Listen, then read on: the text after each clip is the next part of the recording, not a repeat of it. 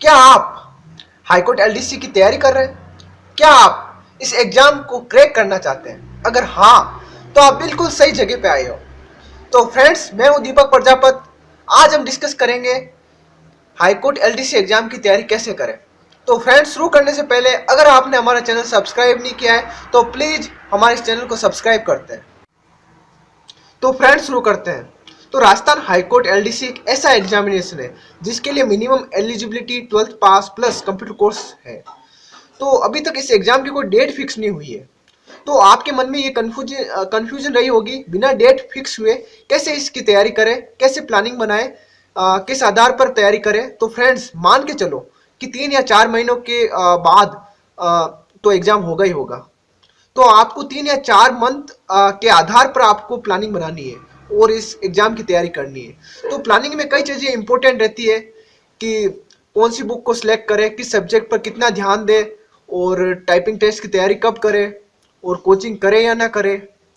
तो फ्रेंड्स, आप सबको पता ही होगा ये एग्जाम 2 भागों में डिवाइड है, first return, second computer test. तो इस एग्जाम को क्लियर करने की पहली कड़ी है वो रिटर्न टेस्ट। तो रिटर्न टेस्ट 2 भागों में डिवाइडेड है, फर्स्ट हिंदी, सेकंड इंग्लिश। तो ये दोनों 200 नंबर के हैं, जिसमें 100 नंबर की हिंदी है और 100 नंबर की इंग्लिश है। तो इन दोनों में आपको मिनिमम अलग अलग 40% हिंदी में भी लाना जरूरी है और 40% आपको इंग्लिश में भी लाना जरूरी है, और दोनों को मिला के आपको मिनिमम 50% मार्क लाना जरूरी है। मान लो अगर आपके किसी एक सब्जेक्ट में 80% आ जाते हैं और दूसरे सब्जेक्ट में 39% आ जाते हैं, तो आपका रिटर्न एग्जाम क्लियर नहीं होगा। तो आपको क्या करना है, दोनों सब्जेक्ट पर बराबर कमांड रखनी है। यहाँ पे एक सब्जेक्ट पर कमांड नहीं चलेगी। तो अब आपके मन में ये सवाल होगा कि रिटर्न एग्जामिनेशन की प्रिपरेशन कैसे करें, कौन सी बुक को सिलेक्ट करें। तो मेरे अकॉर्डिंग रिटर्न एग्जाम के लिए आप हिंदी और इंग्लिश के लिए अलग अलग बुक प्रेफर करें। आप हिंदी के लिए राघव प्रकाश मेरे ख्याल में बेस्ट रहेगी, और इंग्लिश के लिए लूसेंट पब्लिकेशन की बेस्ट रहेगी। और आपको क्या करना है, सिलेबस के अकॉर्डिंग पढ़ना है। तो जो टॉपिक आपके सिलेबस में है, और जो जो टॉपिक आपके सिलेबस में है, उन्हीं टॉपिक को आपको इन बुकों से पढ़ना है। कुछ स्टूडेंट को ये दिक्कत रहती है कि उनको कुछ दिन पहले पढ़ा हुआ वो भूल जाते हैं। तो इसका सबसे बेस्ट सॉल्यूशन है वो है रिवीजन। आप डेली रिवीजन करें।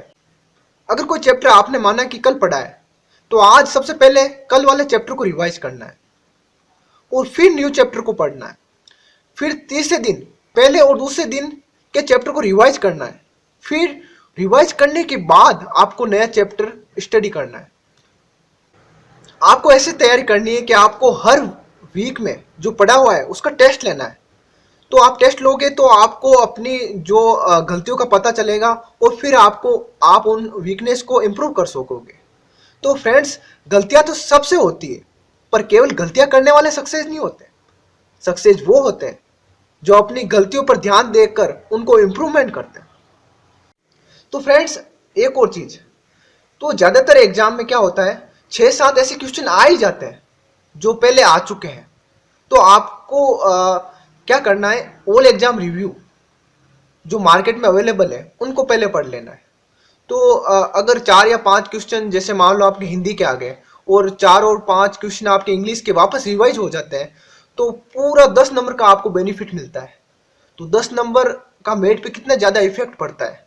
तो आप जिस टाइम आपका सिलेबस कंप्लीट हो जाए उसके बाद आप एक बार ऑल एग्जाम रिव्यू जरूर पढ़ें। आपको इसका बहुत ज़्यादा बेनिफिट मिलेगा। और जब एग्ज़ाम फिक्स हो जाए, तो एग्ज़ाम से 15 दिन पहले, जैसे मान लो एग्ज़ाम फिक्स हो जाए, अभी तो फिक्स नहीं है, बाद में फिक्स हो जाता है, तो एग्ज़ाम से 15 दिन पहले आपको जो मॉडल पेपर होते हैं वो सोल्व करना है। जो मॉडल पेपर सोल्व करोगे तो आप एग्ज़ाम के रूप में ढल पाओगे, प्लस आप टाइम मैनेजमेंट सीख पाओगे। आपको क्या है, 180 मिनट में 200 क्वेश्चन सोल्व करने हैं, तो आप इसके लिए तैयार हो पाओगे। हाँ, एक और चीज, इस एग्जाम में माइनस मार्किंग नहीं है। तो तो आप तैयारी ऐसे करके जाओ कि कोई सवाल छूटे ही नहीं। फिर भी ऐसे सवाल टफ आ ही जाते हैं जो मतलब छूट ही जाते हैं, जो अपन से नहीं हो पाते हैं। तो आपको क्या करना है माइनस मार्किंग नहीं है, तो आपको सभी के सभी सवाल तो अटेंड करके ही आने। एक और सवाल जो स्टूडेंट के मन में रहता है, कंप्यूटर टेस्ट की तैयारी कब करें? तो फ्रेंड्स, अगर आप अभी से कंप्यूटर टेस्ट की तैयारी कर रहे हैं तो बहुत ही बेटर, पर फिर भी आपको रिटन टेस्ट और कंप्यूटर टेस्ट के बीच में आपको कम से कम 1 महीने का टाइम तो मिल ही जाएगा। तो आप वो मैं आप पे छोड़ देता हूँ कि आप अभी तैयारी करना चाहते हो या बाद में तैयारी करना चाहते हो, क्योंकि बाद में आपको अच्छा टाइम मिल जाएगा। 1 महीना कम नहीं होता है, आप अच्छी अपनी टाइपिंग स्पीड को बढ़ा सकते हो। एक इंटरेस्टिंग क्वेश्चन, क्या हाईकोर्ट एलडीसी एग्जाम के लिए कोचिंग करें या नहीं करें? क्या ये एग्जाम बिना कोचिंग के आप निकाल सकते हो या नहीं निकाल सकते? तो मेरा जवाब ये है, आपको जितने रिसोर्स मिलते हैं उनका आप पूरा पूरा फायदा उठाएं। अगर आपके पास रिसोर्स है कोचिंग करने के तो आप कोचिंग करें, अगर आपके पास रिसोर्स नहीं है कोचिंग करने के तो आप कोचिंग ना करें। आप सेल्फ स्टडी के बेस पे भी एग्जाम निकाल सकते हो। ऐसा नहीं है कि जो कोचिंग जाते हैं वही एग्जाम को क्रैक करते हैं, सेल्फ स्टडी वाले भी एग्जाम को क्रैक करते हैं। पर सेल्फ स्टडी में इंपॉर्टेंट थिंग रेगुलरिटी होनी चाहिए, और आपको पता होना चाहिए कि क्या आप सही तरीके से तैयारी कर रहे हो या नहीं। आपके कंसेप्ट क्लियर होने चाहिए। आपको सेल्फ स्टडी में अच्छी गाइडेंस की जरूरत पड़ती है, वो होनी चाहिए। अगर आपके अंदर जुनून है तो आप कुछ भी कर सकते हो। अगर फ्रेंड्स अभी तक आपने इस एग्जाम की प्रिपरेशन स्टार्ट नहीं की है तो आप शुरू कर दो। कब तक सोते रहोगे? अब तो जाग जाओ। कब जागोगे? जब बहुत देर हो चुकी होगी तब। अब तो उठ जाओ। इस एग्जाम में आपको अपना 100% देना है। आपको जितनी तैयारी कर सकते हो उतनी करनी है। और एक और चीज याद रखना, कर्म करना आपके हाथ में है, पर फल आपके हाथ में नहीं है। आप अगर बहुत सारी तैयारी करने के बावजूद भी अगर आप इस एग्जाम में अनसक्सेसफुल हो जाते हो तो कोई बात नहीं, निराश मत होना फ्रेंड्स, क्योंकि जो होता है वो अच्छे के लिए होता है। आपने अब्दुल कलाम के बारे में सुना ही होगा। अगर अब्दुल कलाम पायलट बन जाते, क्या वो कभी राष्ट्रपति बन जाते? Of course no friends. तो आपको अपना 100% इस एग्जाम में देना है, और इस एग्जाम के लिए पूरी जितनी तैयारी आप कर सकते हो उतनी तैयारी आपको करनी है, और रिजल्ट तो आपके हाथ में है ही नहीं।